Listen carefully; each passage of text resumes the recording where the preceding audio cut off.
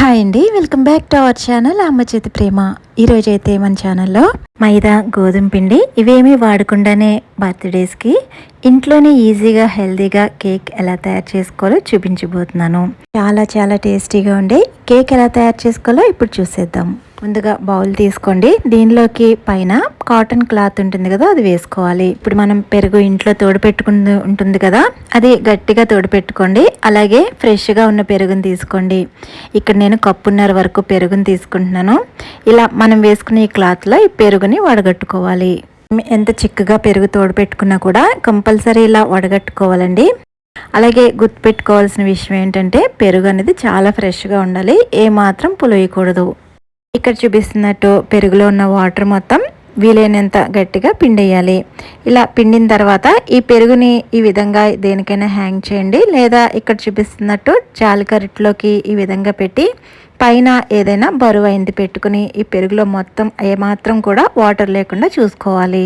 ఇలా దీన్ని 10 నిమిషాలు పక్కన ఉంచేయండి. మనం చేసే ఈ రెసిపీకి అయితే ఒక ఫుల్ మామిడికాయ అయితే పడుతుంది. ముందుగా మామిడికాయని నేను ఇక్కడ బంగినపల్లి తీసుకున్నాను.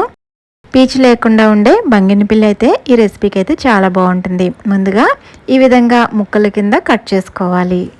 కొంచెం బాగా పండింది అలాగే తీయని మామిడి పండు తీసుకోండి, పులుపు లేకుండా చూసుకుని తీసుకోండి.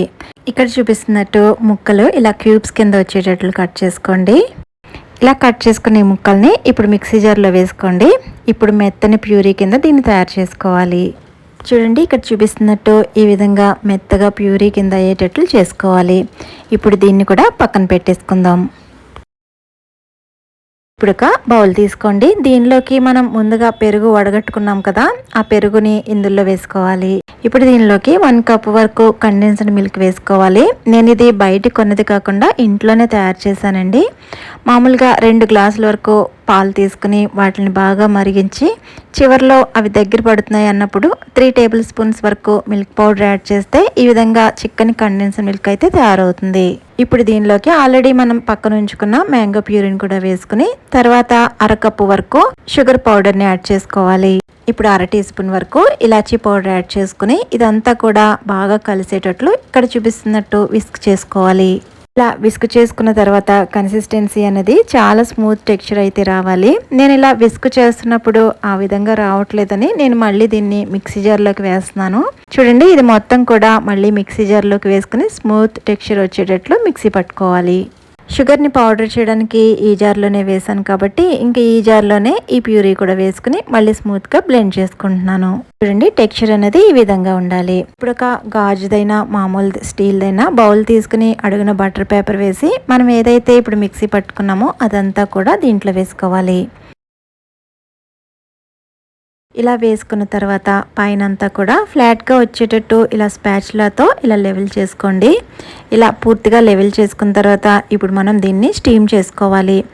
ఆల్రెడీ నేను ఇక్కడ స్టవ్ మీద వాటర్ పెట్టుకుని ఆల్రెడీ మరిగించాను. చూడండి, ఇప్పుడు ఈ బౌల్ని దీంట్లో ఇలా మధ్యలోకి పెట్టుకుని పైన ఆవిరి అన్నది దీంట్లో పడకుండా ఉండడం కోసం ఏదైనా మూతగానే లేదా అల్యూమినియం ఫాయిల్తో అయినా కవర్ చేసి ఈ విధంగా మూత పెట్టి లో ఫ్లేమ్లో ఒక 40 మినిట్స్ వరకు స్టీమ్ చేసుకోవాలి.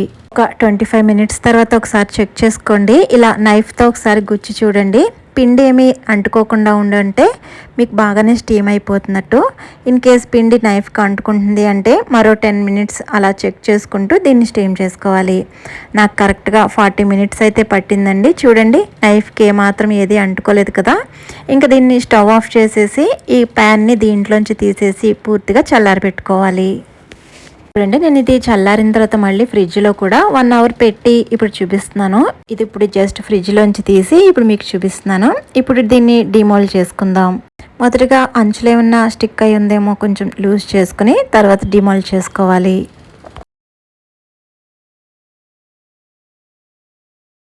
చూడండి, కేక్ అయితే ఎంత చక్కగా వచ్చిందో కదా. ఇంకా పైన డెకరేషన్ అనేది పూర్తిగా మన ఇష్టం అండి. నేను ఇక్కడ ఇలా చుట్టూరు కూడా ఇలా మ్యాంగో పీసెస్తో డెకరేట్ చేసుకుంటున్నాను. అలాగే మధ్యలో చెర్రీస్ని ఇలా కట్ చేసి మధ్యలో మళ్ళీ డ్రై ఫ్రూట్స్ని ఇలా కట్ చేసి డెకరేట్ చేసుకుంటున్నాను. చూస్తుంటేనే చాలా చాలా ఎమ్మీగా ఉంది కదండి. నా కేక్ కంటే కూడా చాలా చాలా టేస్టీగా ఉంది. ప్రిజర్వేటివ్స్ కాకుండా ఇంట్లోనే ఇలా హెల్తీగా కేక్ తయారు చేసుకుని ఇంట్లో వాళ్ళని సర్ప్రైజ్ చేయండి. లైక్ చేసి సబ్స్క్రైబ్ చేసుకోవడం మర్చిపోవద్దు. Thank you for watching.